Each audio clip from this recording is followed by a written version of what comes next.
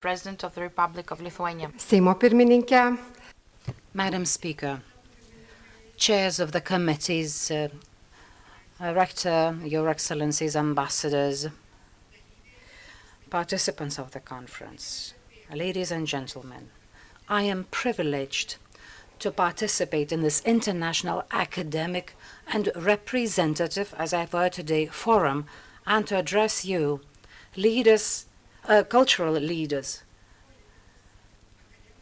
cultural diplomacy elite, politicians, members of academic community. Allow me to look at our history and quote the work of Renaissance literature by Jonas Radvanas, a poet who lived in the Grand Duchy of Lithuania in the 16th century. He describes the Livonian War, that the Grand Duchy of Lithuania, which at that time covered the territories of the current Ukraine and Belarus, had to wage a war against the brutal attack by the Grand Duke of Moscow and Russian Tsar Ivan. Quote, "Those people have attacked the lands of Lithuanians, and we will have to wage a brutal war. Those people do not live by contract, by faith, or by law. They pursue their goals by force and human blood." Unquote. Listen to this.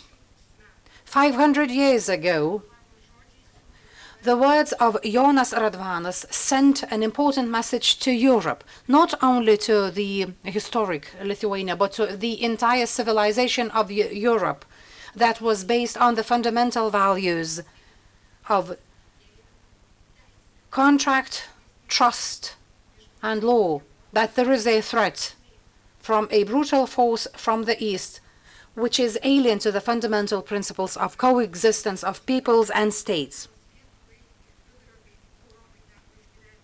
After 500 years, when Lithuania, as well as the Central and Eastern Europe, had to go through the most brutal attacks by the Eastern force, today we again see that our neighbor, Ukraine, has to ensure its freedom and territorial integrity. We have to act. We have to act by employing the most powerful weapon, and that is culture. Cultural diplomacy and its efficiency as one of the major and most important cultural policy instrument should be viewed from the perspective of cultural empowerment, that is, consolidation of culture, of the universal foundations of well-being of our society. We should not be afraid of this instrumental perception of culture. On the contrary, as long as we speak and think of culture in isolation from other fields, we will never truly empower culture. We need to extend this mission of empowerment to international relations.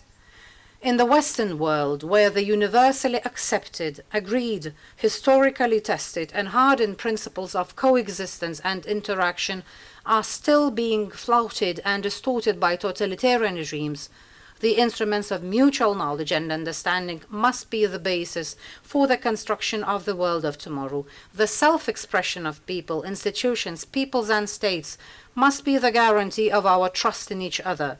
History must be an act of finding and maintaining friends and partners, not an act of blind pride and contempt for others.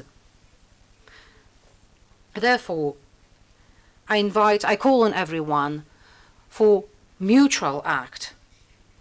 Therefore, today, we have to act together for the victory of Ukraine and for the victory of the entire free democratic world.